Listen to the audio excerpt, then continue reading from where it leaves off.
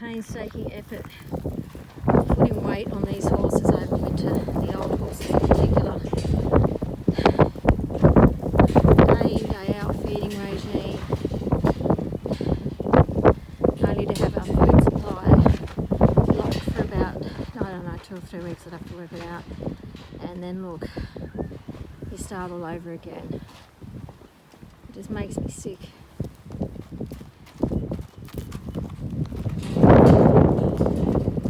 You scared? It's pretty good that they're so used to the tarp. Like, there's a bit of desensitisation lessons in this. A lot of people set up scenarios. I believe in trying to set it up within their actual day-to-day living. Yeah, they're playing musical feed merry-go-round. There's so many.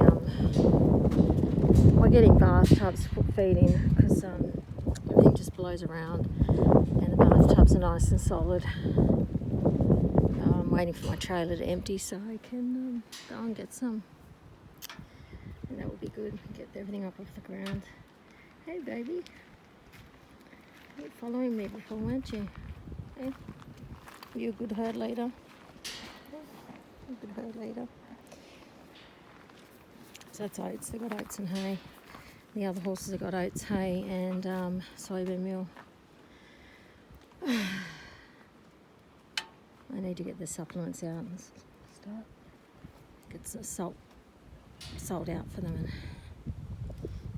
and still getting organised.